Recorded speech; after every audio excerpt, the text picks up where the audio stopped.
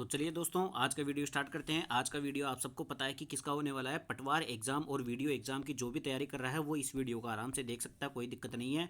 और इस वीडियो के अंतर्गत हम कंप्यूटर के सारे प्रीवियस ईयर के क्वेश्चन करने वाले हैं। आप सबको पता है कि इसकी 3 क्लासें कंप्लीट हो चुकी है। आज हमारी चौथी क्लास है और इसके अंतर्गत अपन कंप्यूटर के परिचय, विशेषताएं और ऑर्गेनाइजेशन से रिलेटेड जितने भी आरएसएसबी बोर्ड, आरपीएससी के बोर्ड द्वारा जितने भी प्रीवियस ईयर के क्वेश्चन है उन सभी को क्वेश्चनों को जिक्र करने वाले हैं। ठीक है, तो बिना किसी देरी की वीडियो स्टार्ट करते हैं। अगर आपने अभी तक चैनल को सब्सक्राइब नहीं किया तो जरूर कर दीजिए। वीडियो पसंद आए तो वीडियो को लाइक भी कर देना। देखो साहब, अपन ने यहाँ पर 45 क्वेश्चन कंप्लीट कर चुके थे पिछली 3 क्लासे के अंतर्गत। ठीक है, मैं ज़्यादा इसलिए क्वेश्चन नहीं करा रहा हूँ ताकि छोटी वीडियो के माध्यम से अगर आपने पढ़ भी नहीं रखा होगा तो आपको याद भी हो जाएगा। ठीक है, तो अब बढ़ते हैं भाई साहब। आज का हमारा पहला क्वेश्चन है क्वेश्चन नंबर 46। देखो, आईबीएम का पूरा नाम क्या है। आप सबको पता है कि सबसे पहले तो इसके 2 क्वेश्चन पूछे जाते हैं यहाँ से। एक क्वेश्चन तो आता है कि आईबीएम की फुल फॉर्म क्या है, तो आईबीएम की फुल फॉर्म हो जाएगी इंटरनेशनल बिजनेस मशीन। कौन सी हो जाएगी?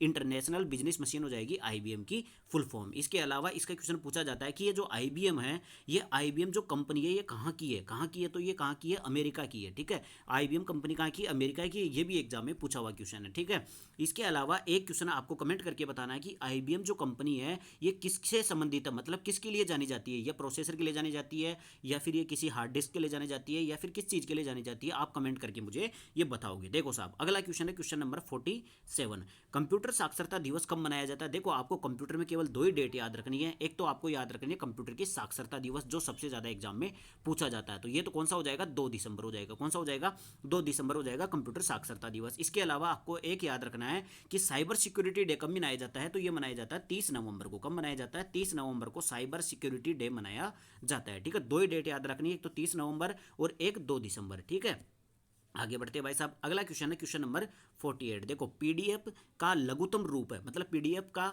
लघुत्तम रूप कुछ नहीं होता, मतलब फुल फॉर्म क्या है पीडीएफ की, ये अपने को बताना है। देखो ऑप्शन देखो, portable data format, printable data format, या फिर प्रिंटेबल डॉक्यूमेंट फॉर्मेट, या फिर पोर्टेबल डॉक्यूमेंट फॉर्मेट। बताओ भाई, आराम से पीडीएफ की फुल फॉर्म बताओ देख करके। ठीक है, आराम से बताओ। ठीक है, तो इसका आंसर क्या हो जाएगा? Portable document format. देखो, सबसे पहले तो आप सबको पता है कि पीडीएफ क्या होती है, अपने डॉक्यूमेंट को रखती है। ठीक है, डॉक्यूमेंट को रखती है तो सीधी सी बात है, यहाँ पे डाटा तो दोनों ऑप्शन गलत हो जाएंगे। इसके बाद में डॉक्यूमेंट 2 दे रखे हैं अपने यहाँ पर, एक तो दे रखा प्रिंटेबल, एक दे रखा पोर्टेबल। तो पोर्टेबल है क्योंकि पीडीएफ को अपन जेब में रख करके, मतलब फोन में या किसी भी चीज़ में रख करके आराम से लेके जा सकते हैं, तो पोर्टेबल होती है। ठीक है, पोर्टेबल डॉक्यूमेंट फॉर्मेट, यानी कि अपने डॉक्यूमेंट को अपन पोर्टेबल रूप से कहीं पर भी लेकर जा सकते हैं। ठीक है, तो ये पोर्टेबल होती है। तो ये आपका क्वेश्चन हो गया कि इसका फुल फॉर्म का। आगे बढ़ते हैं भाई साहब। अगला क्वेश्चन है क्वेश्चन नंबर 49। इससे पहले अगर आपने चैनल को सब्सक्राइब नहीं किया तो जरूर कर दीजिए। वीडियो पसंद आ रहा हो तो वीडियो को लाइक भी कर देना। देखो साहब, अगला क्वेश्चन है क्वेश्चन नंबर 49। कंप्यूटर के परिधीय उपकरणों व कंप्यूटर के बीच संबंध स्थापित करने के लिए विद्युत शक्ति की आपूर्ति के लिए अभिकल्पित उद्योग संबंधी मानक क्या है। बताओ भाई। अच्छा क्वेश्चन है, काफी अच्छा क्वेश्चन है, क्वेश्चन नंबर 49, और ये पूछा गया अपने राजस्थान आईए 2018 के अंतर्गत। ठीक है, तो देखो, कंप्यूटर के परिधीय उपकरणों व कंप्यूटर के बीच संबंध स्थापित करने के लिए, यानी कि कुल मिलाकर के उसके जितने भी उपकरण हैं और उसका कंप्यूटर के बीच में संबंध स्थापित करने के लिए विद्युत शक्ति की आपूर्ति के लिए अभिकल्पित उद्योग संबंधी मानक क्या है। तो आप सबको पता है कि कौन सा होता है। इनमें से आराम से आप ऑप्शनों को देखोगे तो यहाँ पर एक ही पोर्ट दे रखा है, यूएसबी पोर्ट। कौन सा दे रखा है? USB port. आप सबको पता है कि कंप्यूटर के उपकरणों और कंप्यूटर को जोड़ने का काम कौन करता है? वो आपके पोर्ट करते हैं या फिर बस के माध्यम से होता है। तो यहाँ पर एक ही पोर्ट दे रखा, कौन सा? USB port. और एग्जाम में यहाँ से एक क्वेश्चन और बनता है कि यूएसबी की फुल फॉर्म क्या है, ध्यान रख लेना। तो इसका हो जाएगा यूनिवर्सल सीरियल बस। क्या हो जाएगा? यूनिवर्सल सीरियल बस क्या होती है? यूएसबी की फुल फॉर्म होती है। आगे बढ़ते हैं भाई साहब।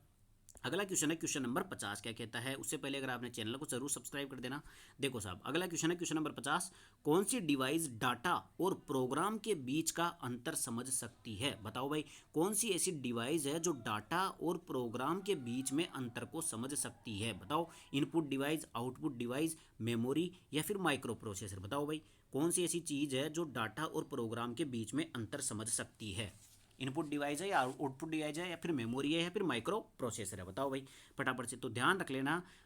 देखो, एक ही चीज़ होती है जो डाटा को क्या करती है? सूचना में बदलती है। तो उसको ही तो पता होगा ना, डाटा को सूचना में बदलने वाली कोई तो पता होगा ना भाई, ये चीज़ डाटा है। उसके अंदर प्रोग्राम तो खुद के अंदर ही होता है। ठीक है, तो माइक्रो प्रोसेसर में क्या होता है? प्रोग्राम खुद के अंदर होता है और इसका काम होता है डाटा को सूचना में बदलना। ठीक है, डाटा को सूचना में बदलना किसका काम होता है? माइक्रो प्रोसेसर का काम होता है। माइक्रो प्रोसेसर का मतलब एक प्रोसेसर भी बोलते हैं इसको, या फिर सीपीयू जो होता है ना, वो एक माइक्रो प्रोसेसर ही होता है। ठीक है, आगे बढ़ते भाई साहब। अगला क्वेश्चन, क्वेश्चन नंबर 51 क्या कहता है? देखो, डैश डैश डैश फोर्ट्स, जो पोर्ट्स को कॉम पोर्ट्स के नाम से भी जाना जाता है। ये बहुत बार एग्जाम में पूछा जाता है, भाई ऐसा कौन सा पोर्ट है जिसको अपन कॉम पोर्ट भी कहते हैं, क्या कहते हैं, कॉम पोर्ट या सीओएम पोर्ट भी कहते हैं, वो कौन सा होता है, सीरियल पोर्ट। ध्यान रख लेना, जो सीरियल पोर्ट होता है इसका दूसरा नाम क्या होता है, कॉम पोर्ट होता है, ठीक है।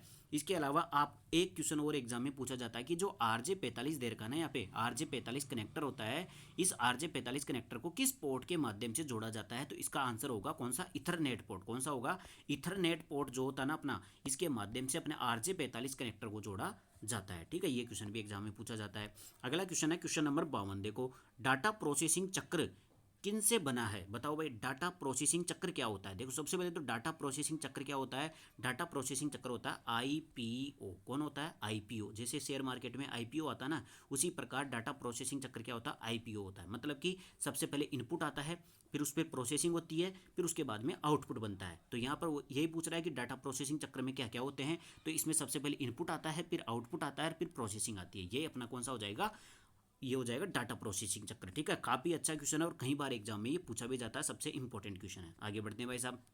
अगला क्वेश्चन है क्वेश्चन नंबर 53, क्या कहता है, संशोधित डाटा जाना जाता है, क्या जाना जाता है भाई, कोई भी संशोधित जो डाटा होता है उसको क्या कहा जाता है, संशोधित डाटा को क्या कहा जाता है, उसको कहा जाता है इन्फॉर्मेशन। क्योंकि आप सबको पता है कि डाटे से क्या बनता है, फिर इन्फॉर्मेशन बनती है, यानी सूचना बनती है, और सूचना के बाद में क्या बनती है, जानकारी बनती है, यानी कि नॉलेज बनती है, ठीक है। आगे बढ़ते हैं भाई साहब। अगला क्वेश्चन, क्वेश्चन नंबर 54 क्या कहता है, उससे पहले अगर आपने चैनल को सब्सक्राइब नहीं किया जरूर कर दीजिए, पिछली 3 क्लासें नहीं देखी हो तो देख लेना, उसमें 45 क्वेश्चन मैंने कंप्लीट करा रखे हैं, ठीक है। आगे बढ़ते हैं भाई साहब। अगला क्वेश्चन है क्वेश्चन नंबर 54, प्रोसेस्ड डेटा एवं इंफॉर्मेशन से जो निष्कर्ष निकालते हैं वो क्या कहते हैं। आप सबको पता है, तो जो प्रोसेस्ड डेटा होता है उससे अपन क्या करते हैं, इन्फॉर्मेशन निकालते हैं, और इस इन्फॉर्मेशन से जो निष्कर्ष निकालते हैं उसको क्या कहते हैं, जानकारी कहते हैं। जानकारी को इंग्लिश में क्या कहते हैं, नॉलेज कहते हैं। तो यह ऑप्शन हो जाएगा ऑप्शन बी, आराम से नॉलेज हो जाएगा। कुल मिलाकर के आपको एक ही चीज़ याद रखनी कि डाटा होता है सबसे पहले, फिर डाटा के बाद में इसको किस में बदला जाता है, सूचना यानी इन्फॉर्मेशन के अंदर बदला जाता है। इसके बाद में जो सूचना होती है इससे अपन निष्कर्ष निकालते हैं, और क्या निकालते हैं, जानकारी निकालते हैं। क्या निकालते हैं, जानकारी निकाली जाती है, ठीक है। तो ये अपना एक चक्कर होता है, इसको भी आप याद कर लेना। आगे बढ़ते हैं भाई साहब। अगला क्वेश्चन है क्वेश्चन नंबर 55, क्या कहता है, सुपर कंप्यूटिंग के पिता के रूप में किसे जाना जाता है। देखो सुपर कंप्यूटर के पिता के रूप में एक तो होता है जो विश्व में जाना जाता है, और एक होता है भारत में सुपर कंप्यूटर का पिता किसी को कहा जाता है। तो ध्यान रख लेना, जो विश्व में सुपर कंप्यूटर का पिता था, जो सबसे पहले सुपर कंप्यूटर बनाया था, वो था सेमूर करे ने। किसने बनाया था, सेमूर करे ने। देखो सेमूर करे ने शुरू शुरू में एक कंप्यूटर बनाया था, CDC 6600 इस नाम से बनाया था। ये भी एक सुपर कंप्यूटर था, लेकिन ये फेल हो गया था। क्या हो गया था, फेल हो गया था। ये 1964 में बनाया गया था। कब बनाया गया था, 1964 में बनाया गया था। CDC क्या है, यहाँ पर कंपनी का नाम है, CDC कंपनी के द्वारा। और किसने बनाया था, सेमूर करे ने बनाया था। कौन सा, 6600, ठीक है, 6600 बनाया गया था। ये कौन सी पीढ़ी में बनाया गया था, तीसरी पीढ़ी के अंदर बनाया गया था, ठीक है। जो कंप्यूटर की पीढ़ियां पढ़ते हैं ना अपन, तो तीसरी पीढ़ी के अंतर्गत आ गया ना, सीधी सी बात है। 1964 दे रखा, तो यहाँ पे तीसरी पीढ़ी स्टार्ट हो गई है, ठीक है। तो तीसरी पीढ़ी में बनाया गया था, लेकिन ये फेल हो गया था। इसके बाद में क्या हुआ कि फिर 1976 के अंतर्गत, 1976 के अंतर्गत, इस 1976 के अंतर्गत सुपर कंप्यूटर दूसरा बनाया गया। कौन सा, क्रेव 1। कौन सा बनाया गया था, क्रेव 1। इसी के नाम से बनाया गया था, सेमूर करे इसका नाम है, और क्रेव 1 के नाम से बनाया गया था। और क्रेव 1 जो था, ये हमारा पहला जो सुपर कंप्यूटर था, ये सफल हो गया था। कौन सा हो जाएगा, सफल। तो आपको पूछ ले अगर कि पहला सफल सुपर कंप्यूटर कौन सा है, तो वो हो जाएगा क्रेव 1। और आपको पूछ ले कि पहला सुपर कंप्यूटर कौन सा था, तो आपको देना है CDC 6600। इसके अलावा आपको भारत में पूछ ले कि भारत का पहला सुपर कंप्यूटर कौन सा था, तो वो था परम 8000। कौन सा था, परम 8000, ठीक है। कौन सी कंपनी के द्वारा, CDEC कंपनी। कौन सी कंपनी है, CDEC कंपनी द्वारा बनाया गया था। और ये कब बनाया गया था अपना पहला सुपर कंप्यूटर भारत में, ये 1991 में बनाया गया था। और जो CDEC कंपनी है, इस कंपनी का मुख्यालय कहाँ पर है, पुणे में। कहाँ पर है, पुणे में इसका मुख्यालय है। और इसकी स्थापना हुई थी 1988 में, यानी कि जो CDEC कंपनी है उसकी स्थापना 1988 में हुई थी। जबकि जो पहला सुपर कंप्यूटर परम 8000 था, उसको कब बनाया गया था, 1991 में बनाया गया था। ये सारा डाटा है सुपर कंप्यूटर का। इसके अलावा अपने जो भारत में सुपर कंप्यूटर का जनक या पिता किसको कहा जाता है, ये आप मुझे कमेंट करके बताओगे, ठीक है। आगे बढ़ते हैं भाई साहब। अगला क्वेश्चन, क्वेश्चन नंबर 56। उससे पहले अगर आपने चैनल को सब्सक्राइब नहीं किया तो जरूर कर दीजिए। पूरा का पूरा सुपर कंप्यूटर का ज्ञान मैंने यहाँ पर दे दिया आपको, ठीक है।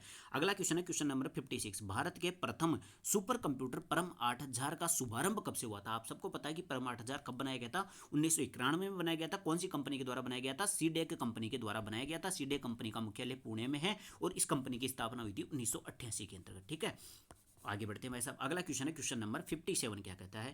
क्वेश्चन नंबर 57 है कि कंप्यूटर की पंचम पीढ़ी जो पांचवी पीढ़ी है उसमें वीएलएसआई तकनीक को किस तकनीक में परिवर्तन किया गया था? देखो आप सबको पता है कि कंप्यूटर की 5 पीढ़ियां होती है, उसमें से जो वीएलएसआई तकनीक थी ना, ये कौन सी पीढ़ी में थी? ये थी चौथी पीढ़ी में। किसमें थी? वेरी लार्ज स्केल इंटीग्रेटेड किसमें थी? ये थी चौथी पीढ़ी के अंतर्गत, ठीक है। और पांचवी पीढ़ी में जब अपन गए थे तो वेरी लार्ज को बदल दिया था किसमें? अल्ट्रा लार्ज में। किसमें बदल दिया था? अल्ट्रा लार्ज में। तो पांचवी पीढ़ी में कौन सी हो जाएगी? ये हो जाएगी अल्ट्रा लार्ज स्केल इंटीग्रेटेड, ठीक है। ये एक टेक्नोलॉजी होती है जो कि पांचवी पीढ़ी में वीएलएसआई को किसमें बदल दिया गया था? यूएलएसआई में बदल गया था, ठीक है। आगे बढ़ते हैं भाई साहब। अगला क्वेश्चन है क्वेश्चन नंबर 58। भारत के प्रथम स्वदेशी माइक्रो प्रोसेसर कौन सा है? बताओ भाई। देखो एक तो होता माइक्रो प्रोसेसर जो पूरी विश्व में पहली बार खोजा गया था, वो तो कौन सा था? वो था इंटेल 4000, ठीक है। आपको याद रखना है इंटेल 4004 कौन सा था? इंटेल 4004 पहला माइक्रो प्रोसेसर था जो पूरी दुनिया में खोजा गया था। ये मान लो कि पहला सीपीयू था, ठीक है। इसमें जो इंटेल है ये तो कंपनी का नाम है, तो आपको पूछ सकता है कि इंटेल कंपनी का संबंध किससे है? तो माइक्रो प्रोसेसर से है। और ये 4004 के नाम से इसका जो प्रोसेसर उसका नाम था, और ये 4 बीट का था। कितने का था? 4 बीट का। ये भी एग्जाम में पूछा जाता है। अब पूछ रहा है ये कि भारत में पहला माइक्रो प्रोसेसर कौन सा था जो स्वदेशी था, मतलब कि भारत में बनाया गया था? वो था शक्ति। कौन सा था? शक्ति। तो आपको पूछ ले एग्जाम में कि शक्ति क्या है, तो शक्ति भारत में प्रथम स्वदेशी माइक्रो प्रोसेसर का नाम है। आगे बढ़ते हैं भाई साहब। अगला क्वेश्चन है क्वेश्चन नंबर 59। उससे पहले देखो सिद्धार्थ दे रखा है यहाँ पर। सिद्धार्थ क्या है? सिद्धार्थ एक सुपर कंप्यूटर का नाम है, और ये सुपर कंप्यूटर की खासियत ये है कि ये भारत में निर्मित पहला 2 भाषा वाला सुपर कंप्यूटर था। पहला 2 भाषा वाला सुपर कंप्यूटर कौन सा था? सिद्धार्थ है, और भारत में निर्मित है। आगे बढ़ते हैं भाई साहब। अगला क्वेश्चन है क्वेश्चन नंबर 59। मल्टीमीडिया होता है, बताओ भाई मल्टीमीडिया क्या होता है? मल्टीमीडिया के अंतर्गत ऑडियो भी आते हैं, वीडियो भी आते हैं, तो इसका मतलब ये हो जाएगा ए और बी दोनों हो जाएगा, ठीक है। आप सबको पता है कि मल्टीमीडिया क्या होता है। आगे बढ़ते हैं भाई साहब। अगला क्वेश्चन क्वेश्चन नंबर 60 क्या कहता है? चार्ल्स बेबेज द्वारा डिजाइन किया गया पहला यांत्रिक कंप्यूटर किस नाम से जाना जाता है? तो आप सबको पता है कि चार्ल्स बेबेज के द्वारा जो पहला बनाया गया कौन सा था यांत्रिक कंप्यूटर? कौन सा था इनमें से? ये हो जाएगा एनालिटिकल इंजन। कौन सा हो जाएगा? एनालिटिकल या डिफरेंस इंजन इसको कहा जाता है। चार्ल्स बेबेज का सबसे ज़्यादा योगदान था एनालिटिकल और डिफरेंस इंजन को बनाने में। और आज का जो वर्तमान में जो डिजिटल कंप्यूटर है उसके पूर्वज भी किसको कहा जाता है? ये एनालिटिकल इंजन है, इसी को कहा जाता है, ठीक है।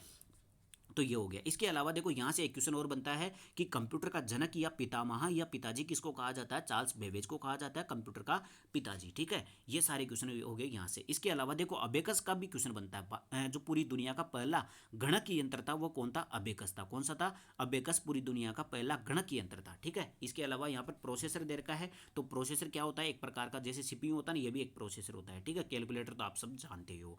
तो यहाँ से मैंने देखो आपको कराए तो 15 ही क्वेश्चन है अभी तक। 45 से लेकर के 60 तक मैंने कराए तो 15 ही क्वेश्चन है, लेकिन इसके साथ में मैंने कम से कम आपको 20 क्वेश्चन और एक्स्ट्रा बता दिए हैं जो एग्जाम में अभी तक पूछे जा चुके हैं, ठीक है। तो मैं छोटी क्लास इसलिए करता हूं ताकि आपको कम क्लास के अंतर्गत मतलब 15 क्वेश्चन से मैं आपको 60 क्वेश्चन बता सकूं। अगर मेरे को सीधे सीधे क्वेश्चन ही पढ़ने होते तो आप सीधा सीधा बुक में से कर लेते। तो यहाँ पर मैं आपको क्या कराता हूँ, एक ही क्वेश्चन के अंतर्गत उसका सारा डाटा बता देता हूँ, 360 सॉल्यूशन करवाता हूँ, जिससे क्या होता है कि आपको यहीं पर कंटेस्ट याद हो जाता है, उसका आपको पता भी चल जाता है कि इस क्वेश्चन को और कैसे कैसे पूछ सकता है, ठीक है। तो अब मिलते हैं अगली वीडियो के अंतर्गत। अगर आपने अभी तक चैनल को सब्सक्राइब नहीं किया तो जरूर कर दीजिए। पिछले 3 क्लासें नहीं देखी हो तो वो देख लेना, उसमें भी ऐसे ही मैंने 360 सॉल्यूशन करवाया था। बाकी वीडियो पसंद आए तो वीडियो को लाइक करें, चैनल को सब्सक्राइब करें, ताकि आपको नोटिफिकेशन मिलता रहे। डेली शाम को 7 बजे आपकी जो ये क्लास है ये अपलोड हो जाएगी, ठीक है। डेली चलेगी, पटवार एग्जाम तक चलती रहेगी, ठीक है। तो मिलते हैं अगले वीडियो के अंतर्गत। धन्यवाद।